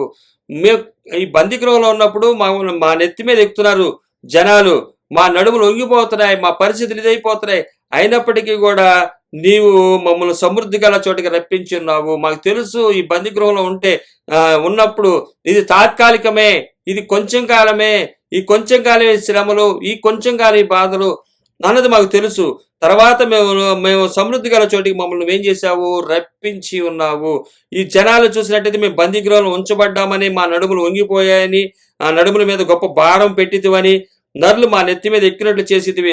నరులు కూడా ఎవరికి వచ్చినా ఇష్టం వచ్చినట్టు వాళ్ళు మాట్లాడుతున్నారు. ఏంటి, మీకు ఆశీర్వాదం రాలేదా, మీకు డబ్బులు రాలేదా, ప్రార్థించండి, ఉపవాసాలు ఉండండి, అవి చేయండి, ఈ చేయండి అని చెప్పి మిమ్మల్ని ఏం చేస్తున్నారు, నరులు నెత్తి మీద ఎక్కుతున్నారు.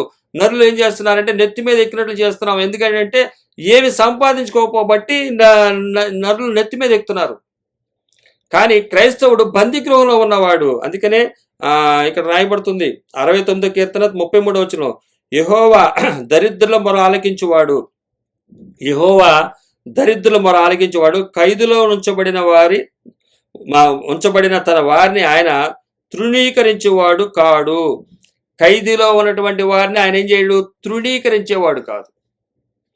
కాబట్టి ఆయన దేవుడు లేచునుగాక అన్న కీర్తనాకారుడు, దేవుడు లేచాడు, ఏకాంగులను సంసారులుగా మార్చాడు.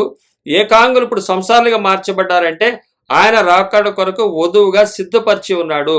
ఇప్పుడు ఒక వరుడికి ప్రదానం చేయబడినటువంటి స్త్రీని ఏమంటారు, వివాహానికి ఇంకా కొద్ది రోజులు ఉండబోతుంది, వరుడు రాబోతున్నాడు, గొప్ప సంబంధం దొరికింది. ఇదివరకు రోజుల్లాగా కాదు ఆమె పరిస్థితి, మా రాత మారిపోయింది. కాకపోతే ఇంటనుంది, ఇప్పుడు ఆ వరుడు వచ్చే వరకు ఇంటనుంది, గొప్ప భాగ్యము చూడబోతుంది అన్న ఆ ఫీలింగు, ఏకాంగులను సంసారులుగా చేయబోతున్నటువంటి స్థితి అది.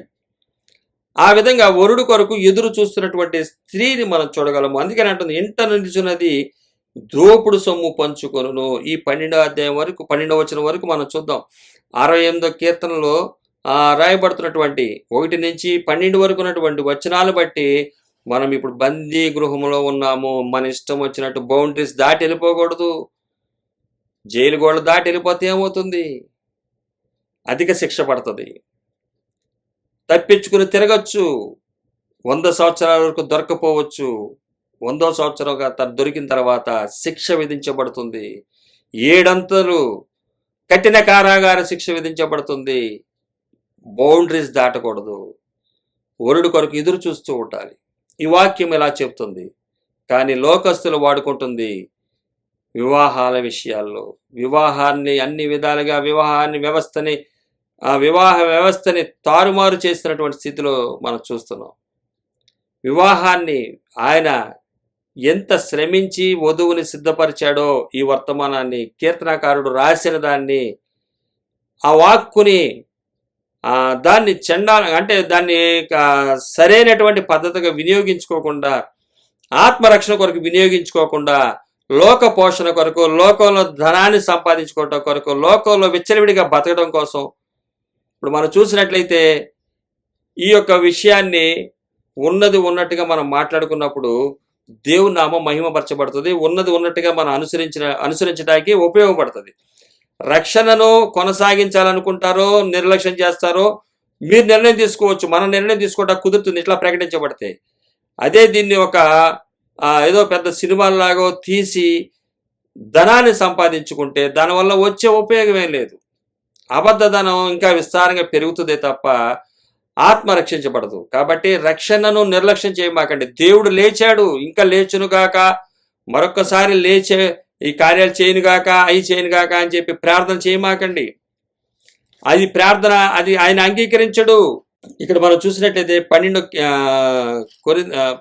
హెబ్రీలు రాసిన పత్రిక 10వ అధ్యాయం 26వ వచనం.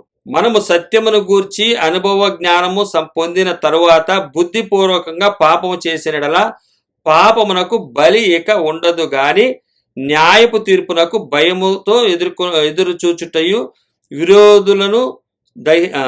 విరోధులను దహింపబోవు తీక్షణమైన అగ్నియు నికను ఉండును. ఒకసారి సత్యమును గురించి అనుభవ జ్ఞానము పొందిన తర్వాత ఆయన లేచాడు. ఆయన లేగబోతున్నటువంటి ఆయన, కీర్తనకారుడు 68వ కీర్తనలో చెప్తున్నాడు, లేగబోతున్నటువంటి ఆయన లేచాడు. ఆయన సత్యమును గురించి అనుభవ జ్ఞానం పొందిన తర్వాత, అంటే ఆయన ఒకసారి లేచి శిలువ మరణ పునరుద్ధానాలు పొందాడు.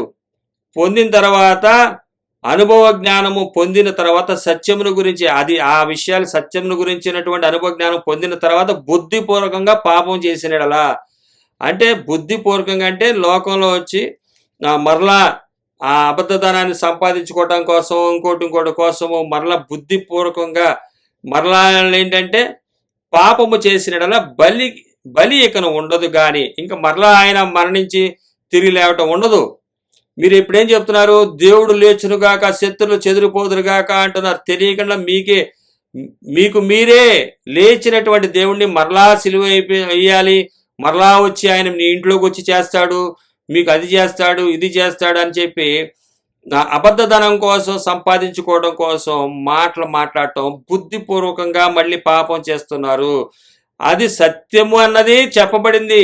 కీర్తనాకారుడు రాబోతున్న యేసుక్రీస్తు వారి గురించి 1000 సంవత్సరాల ముందే చెప్పాడు. వచ్చాడు, ఆయన లేచాడు. తెలుసుకోవాలి, తెలుసుకుని లేచాడు. మరలా ఆయన విడుదల ఇచ్చాడు, వధువుగా మార్చాడు, వధువు సంఘంగా పరిశుద్ధంగా నీతి మార్గంలో వెంబడించాలని చెప్పి తెలియజేశాడు. ఆయన తెలియజేసిందని బుద్ధిపూర్వకంగా మళ్ళీ మర్చిపోయి సత్యమందు అనుభవం ఉంది, సత్యవాక్యాలు విని దేవుణ్ణి నమ్మి మరలా బుద్ధిపూర్వకంగా లోకంలో చూస్తే బతకలేము, బందీగృహంలో ఉండడం కష్టం అని ఇక్కడ విచ్చలవిడిగా జీవిస్తానని చెప్పి వెళ్తే బలి ఇంకా ఉండదు. ఇక ఏం చేయాలంటే వారు న్యాయపు తీర్పునకు భయముతో ఎదురు చూచుటయు విరోధులను దహింపబోవు తీక్షణమైన అగ్నియు నిక ఉండును. ఎవడైనాను, ఇక వచనాలు ఉన్నాయి, ఈ విషయాలు రాయబడుతున్నాయి. ఇంకా తీర్పు కొరకు ఎదురు చూడటమే. ఇంకా మరలా దేవుడు లేచునుగాక, శత్రువులు చెదిరిపోదురుగాక, 1వ రాకడ 2వ రాకడ మరలా మనం ఇప్పుడు చెప్పాల్సిన అవసరం లేదు. ఇక శత్రువులు చెదిరిపోతారు. దేవుడు లేచాడు, ఆయన తన స్థానాన్ని విడిచొచ్చి వధువు సంఘాన్ని సిద్ధపాటు చేశాడు. మరలా బుద్ధిపూర్వకంగా ఈ లోకంలో బతకాలంటే భూమి మీద ఉన్నాం కదండి, పరలోకంలో ఉన్నావా అని ఇలాంటి తెలివిగల మాటలు మాట్లాడి బుద్ధి లేకుండా బుద్ధిహీనులుగా ప్రవర్తించినట్లయితే బలి ఉండదు. ఇంకా న్యాయపు తీర్పుకు వెళ్తారు. చదువుకోండి, జ్ఞానం తెచ్చుకోండి, జ్ఞానాన్ని తెచ్చుకుని ఆయనతో నడవండి. అంతేగాని ఏదో మాయ మాటలు చెప్పి మాయ ప్రేమలు చూపించి మీరు ఎలా అయితే అలాగా కష్టం లేండి, ఇలా భూమి మీద ఉన్నాం కదా, బతకడం కష్టం, లేకపోతే మనం పరలోకంలో ఉన్నామా అంటే భూమి మీద దేనికి ఉంచాడు? బందీగృహంలో ఎందుకు ఉంచాడు? బందీగృహంలో ఎందుకు ఉండమంటున్నాడు? పరలోకంలో ఉండటానికి. ఈ విషయాన్ని చెప్పుకోకుండా ఉండటానికి గల కారణం ఏంటంటే, ఈ విషయాన్ని చెప్పకుండా ఉండటానికి ఏంటంటే అబద్ధతనం రాదని, వీరికి ఉన్నటువంటి అహంకారం గర్వాన్ని ఈ ప్రదర్శించకుండా ఉండాల్సి వస్తుందని, ఈ ధనాన్ని సంపాదించుకోకుండా ఉండాల్సి వస్తుందని తమకు కలిగిన శరీరేచ్ఛలతోటి భోగేచ్ఛలతోటి అబద్ధాన్ని ప్రకటిస్తూ అబద్ధాన్ని అనుసరిస్తూ నశించిపోతున్నారు. అయితే వారికే అది ఇబ్బంది కలిగిస్తుంది. వారినే భక్తిహీనులు ఏమవుతారని చెప్తున్నాడు ఆయన ఇక్కడ. విశ్వాసఘాతకులు నిర్జల దేశం ముందు నివసించుదురు. వారే నిర్జల దేశానికి వెళ్ళటానికి సిద్ధపడిపోయారు వాళ్ళు. కీర్తనకారుడు రాస్తున్నాడు 68వ అధ్యాయము 6వ వచనం చివరి మాట, విశ్వాసఘాతకులు నిర్జల దేశం మందుందురు. బంధింపబడిన వారిని విడిపించి వారిని వర్ధిల్ల చేస్తాడు ఆయన 2వ రాకడలో. బందీగృహంలో ఉన్న వారిని విశ్వాసఘాతకులు నిర్జల దేశం మందు నివసిస్తారు. ఈ కాళ్ళు ఎవరు వింటే, దేవుని మాట వింటే బందీగృహంలో ఉండండి, లేకపోతే విస్తారమైనటువంటి ధనాన్ని సంపాదిస్తే నిర్జల దేశంలో మీ ఆత్మ జీవిస్తుంది అని రాయబడుతుంది ఇక్కడ. ఇక బలి ఉండదు. ఇక దేవుడు మరలా లేచొచ్చి మరొక్కసారి నీకు చేస్తానంటలేదు. ఒక్కసారి ఛాన్స్ ఇచ్చాడు, మరలా సిలువ వేస్తున్నారంట ఆయన్ని. 6వ అధ్యాయము హెబ్రీ రాసిన పత్రిక. ఒకసారి వెలిగింపబడి పరలోక సంబంధమైన వరమును రుచి చూచి పరిశుద్ధాత్మలో పాలివారే దేవుని దివ్య వాక్యమును రాబోవు యుగ సంబంధమైన శక్తుల ప్రభావం అనుభవించిన తరువాత తప్పిపోయిన వారు, అబద్ధధనాన్ని చూసి మరలా తప్పిపోయిన వారు తమ విషయంలో దేవుని కుమారుని మరలా సిలువ వేయచ్చు బాహాటముగా ఆయనను అవమానపరుచుచున్నారు. గనుక మారు మనసు పొందినట్లు అట్టి వారిని మరలా నూతన పరచుట అసాధ్యము. మనమేమో నూతన సృష్టిగా మార్చబడ్డాము, మరలా నూతన పరచడం అసాధ్యం. అది ఇక సాధ్యపడదది, ఇంకా అసాధ్యం ఉండదు. ఇక తీర్పుకి ఎదురు చూడాల్సిందే. ఈ సత్య విషయమైనటువంటి అనుభవ జ్ఞానాన్ని ఎరిగిన తర్వాత మరలా బుద్ధిపూర్వకంగా పొరపాటు చేస్తే, పొరపాటు కాదు బుద్ధిపూర్వకంగా తెలిసే బతకలేము. భూమి మీద ఉన్నాం, మనం పరలోకంలో ఉన్నామా అని చెప్పి ఇలాంటి లేటెస్ట్ డైలాగ్ కొట్టి, ఏ టెక్నాలజీలతో డైలాగ్ కొట్టి, లేకపోతే మనం బతకలేము అయ్యని అంటే మనకి ఎవరైతే వాళ్ళకి నష్టం. విశ్వాసఘాతకులు నిర్జల దేశమందు నివసిస్తారు వాళ్ళు. ఇక్కడ విశాలమైనటువంటి దాన్ని సమకూర్చుకుని నిర్జల దేశంలో బతుకుతారు. కానీ క్రీస్తుతోనే ఉన్నాం కదా, చర్చిలోనే ఉన్నాం కదా, దేవుని సమాజంలోనే ఉన్నాం కదా అంటే కాదు. వధువుగా నువ్వు బంధింపబడినటువంటి స్థితిలో ఉన్నావా, వరుడి కొరకు ఎదురు చూస్తున్నావా, లోకాన్ని సంపాదించుకుంటున్నావా? తప్పనిసరిగా మనం గుర్తుపట్టాలి. మనలను భ్రమపరిచేది, మనలను తప్పు మార్గంలో నడిపేది దురాశపరులు. దురాశ నెరవేర్చుకున్నటకు, కోరికలు నెరవేర్చుకున్నటకు, వారి దురాశలకు మనం బలి కాకూడదనే దేవుని వాక్యం మనకు తెలియజేస్తుంది. తెలుగులో రాయబడింది, ఇది ప్రతి ఒక్కరి భాషలో రాయబడింది బైబిలు. ఇది క్లియర్గా మనకు చెప్పబడుతుంది. కీర్తనాకారుడు తన స్థానాన్ని విడిచి రాబోతున్న దేవుని గురించి, అలాగే రెండో రాకడలో జరగబోయే విషయాల గురించి కూడా, అలాగే ఆయన కొరకు ఎదురు చూస్తున్నటువంటి వధువుని గురించి కూడా రాయబడింది. అందుకనే ఇక్కడ ఆయన లేచాడు, ఏకాంగులను సంసారులుగా చేయువాడు అన్నాడు. అక్కడ చేశాడు. ఆ చేయబడ్డ ఈ రక్షణలో మనం ఉన్నట్లయితే, పరిశుద్ధతను కాపాడుకున్నట్లయితే, పరిశుద్ధమైన మార్గము అబద్ధధనాన్ని, పాపమని అబద్ధధనాన్ని అంటించుకోకుండా ఉన్నట్లయితే, కుక్క తన వాంతికి తిరిగినట్లుగా మరలా లోకం వైపు తిరగకుండా ఉన్నట్లయితే, ఆ వరుడు వచ్చే వరకు పరిశుద్ధమైనటువంటి జీవితం జీవించినట్లయితే ఆయన నిత్యత్వంలో మనం ఉంటాము. ఇంట నుండున్నది గొప్ప సంపదన సంపాదించుకుంటుంది, ఇంట నిలిచినది దోపుడు సొమ్ము పంచుకుంటుంది. బందీ గృహంలో ఉన్నవాడు యేసుక్రీస్తును తమ హృదయంలో ఉంచుకున్నవారు దోపుడు సొమ్మును పంచుకున్నట్టు పంచుకుంటారంట. అది ఎగ్జాంపుల్గా మనకు తెలియపరచబడుతుంది. కాబట్టి ఈ స్త్రీలు, ఈ సంఘము, ఈ విధమైనటువంటి బందీ గృహంలో ఉన్నటువంటి సంఘము గొప్ప సైన్యముగా ఉంది. ఈ సైన్యమును ముందు సేనల రాజులు పారిపోవుదురు. దేవుడు తన మహిమలో మనలను చేర్చే వరకు ఆయన మనల్ని కాపాడి నడిపించుటకు ఈ వాక్కులు మనకు ఎంతో ఉపకరిస్తాయి, ఎంతో సహాయం చేస్తాయి. కాబట్టి బందీ గృహంలో తాత్కాలికమైనటువంటిదే. వారు చెరలో ఉన్నారు, వారిని విడిపించాడు, ఐగుప్తు నుంచి విడిపించాడు, కానానికి ప్రయాణం తీసుకెళ్లాడు. అలాగే మనలో కూడా బంధించబడి ఉన్నాము ఈ లోకం చేత. కానీ ఆయన లేచి వచ్చి ఏకాంగులను సంసారులుగా చేశాడు. అంటే సంసారంలోనికి వెళ్ళబోతున్నటువంటి వారిగా ఉండబోతున్నాము. అలాగే చివరిగా ఒక మాట చూసినట్టయితే గలతీయులకు రాసిన పత్రిక 4వ అధ్యాయము 27వ వచనం. గలతీయులకు రాసిన పత్రిక 4వ అధ్యాయం 27వ వచనము. ఇందుకు కనని గొడ్రాల సంతోషించుము, ప్రసవ వేదన పడని దానా బిగ్గరగా కేకలు వేయము. ఏలే అనగా పెనిమిటి గల దాని పిల్లల కంటే పెనిమిటి లేని దాని పిల్లలు ఎక్కువ మంది ఉన్నారని వ్రాయబడి ఉన్నది.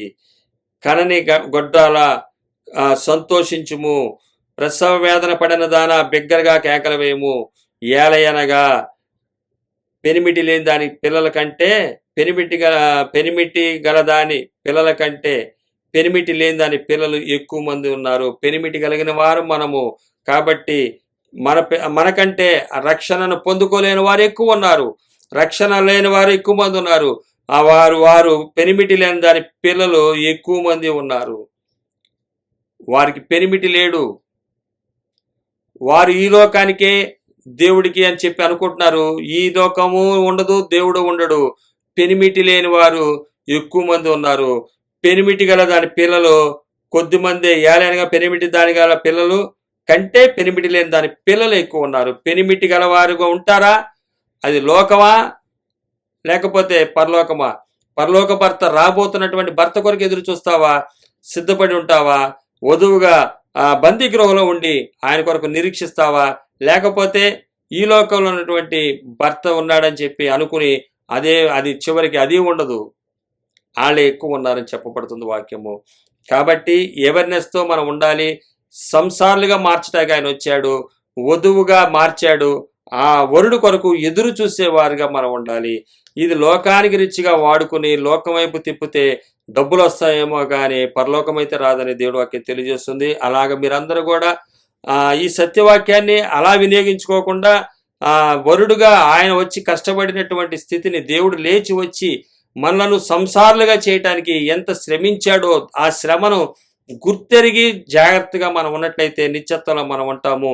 బంధించబడినటువంటి స్థితిలో తాత్కాలికమే కానీ స్థిరత్వంలో ఉంటాము, ఆయనలో ఉంటాము, ఆయన రాజ్యంలో ఉంటాం. కాబట్టి ఆయన రాజ్యం కావాలా లోకం కావాలా అన్నది ఒకటే నిర్ణయంతో ఉండండి. కనీసం ఇక్కడ నాకు కొన్నాళ్ళు హ్యాపీగా బ్రతుకుతారు. ఆయన లోకం కావాలి దేవుడు కావాలంటే కుదరదు. ఏ పెనిమిటికి నువ్వు ప్రదానం చేయబడలేదు. నువ్వే పెనిమిటికి కలిగి ఉన్నావో గుర్తుపట్టి దాని ప్రకారం మనం వెళ్ళాలి. క్రైస్తవుడు అంటే రక్షణను నిర్లక్ష్యం చేయకూడదు.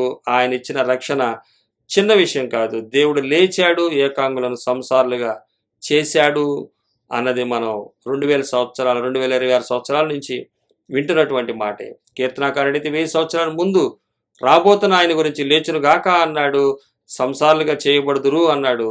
అలాగే చేయబడ్డాము అన్న విశ్వాసంతో నిరీక్షణతో లోకాన్ని అధికంగా సంపాదించుకోకుండా లోకం గురించి లోకపు మాటలు డబ్బుంటే డబ్బు మాటలు అయ్యే వస్తాయి.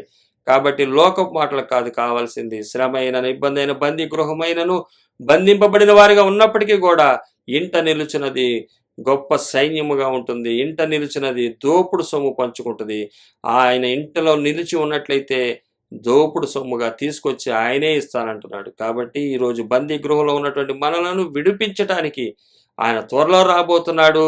ఆయన రాకడలో మనందరం ఎత్తబడాలని ఈ వర్తమానం చెప్పటం గల కారణం దేవుడు తన కనికరం చెప్పిన మాట్లాడి మాటలకి సర్వగంతం ఆయనకే చెల్లిస్తూ చిన్న ప్రార్థన ద్వారా కార్యక్రమం ముగిద్దాం. పరలోకమందున మా తండ్రి నామమున స్తోత్రం. దయగల రాజా, ప్రేమగల మా దేవ, కృపామయుడు నాయన, సమాధానికి అధిపతి నా ప్రభువా, నువ్వు చెప్పావు తండ్రి నీ సేవకుడికి దావీదు గారితో, నేను రాబోతున్నాను, ఏకాంగులను సంసారులుగా చేయబోతున్నానని.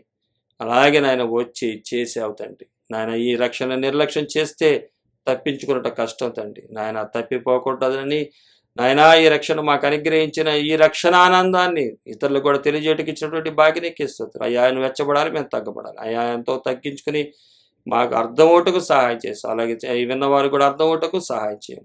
నువ్వే మహిమ పొందమని నీకే సర్వగంత మహిమ చెల్లిస్తూ యేసునామమున నడుచున్నాము పరమతండ్రి. ఆమేన్.